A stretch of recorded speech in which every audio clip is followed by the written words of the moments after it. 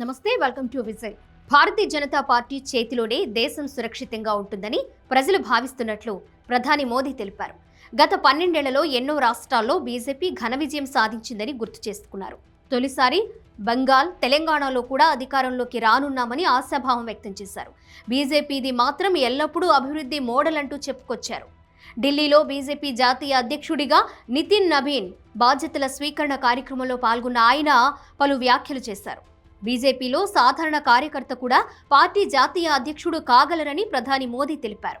Bharatiya Janata party నిర్ణయాలు, ఎంపిక అన్నీ ప్రజాస్వామ్యయుతంగా ఉంటాయని చెప్పారు. దేశ సేవ, ప్రజాసేవ లక్ష్యంగా పార్టీ శ్రేణులు పనిచేస్తున్నాయని అన్నారు. కార్యకర్త కేంద్రంగా పార్టీ సిద్ధాంతాలు ఉంటాయని తెలిపారు. బీజేపీ కార్యకర్త అని అనిపించుకోవడమే తన గర్వకారణంగా ఉంటుందని ప్రధాని పేర్కొన్నారు. గతంలో ఎల్కే అద్వానీ, వెంకయ్య నాయుడు నేతృత్వంలో ఘన విజయాలు సాధించామని మోదీ గుర్తు చేసుకున్నారు. అందరి కృషితోనే వరుసగా 3 సార్లు అధికారంలోకి వచ్చేలా పార్టీ ఎదిగిందని చెప్పారు. గ్రామ స్థాయి నుంచి జాతీయ స్థాయి వరకు పార్టీ నిర్మాణం పటిష్టంగా ఉందని తెలిపారు. బీజేపీ చేతిలోనే దేశం సురక్షితంగా ఉంటుందని ప్రజలు భావిస్తున్నట్లు మోదీ తెలిపారు.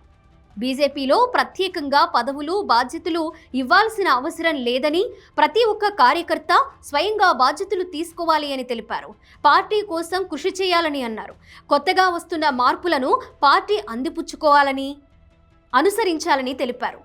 రేడియో నుంచి ఏఐ పరిజ్ఞానం వరకు అన్నిటినీ ఉపయోగించుకోవాలని సూచించారు. పార్టీ బాధ్యతలను జీవన శైలిగా భావించాలని, బాధ్యతలు ఒకరి నుంచి ఒకరికి మారుతాయి కానీ లక్ష్యం మారదని అన్నారు.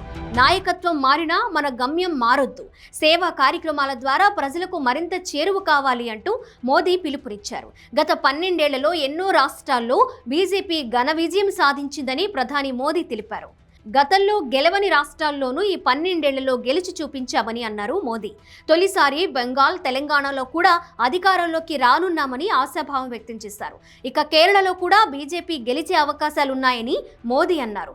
దేశంలో ఒక్కో పార్టీది ఒక్కో విధానమని, కాంగ్రెస్ పార్టీది కుటుంబ మోడల్ అంటూ విమర్శించారు. బీజేపీది మాత్రం ఎల్లప్పుడూ అభివృద్ధి మోడల్ అంటూ చెప్పుకొచ్చారు మోదీ. ప్రపంచంలోనే అతిపెద్ద రాజకీయ పార్టీగా తాను అభివర్ణించిన బీజేపీకి అధ్యక్షుడిగా ఎన్నికైనందుకు నితిన్ నబీన్కు అభినందనలు తెలిపారు మోదీ.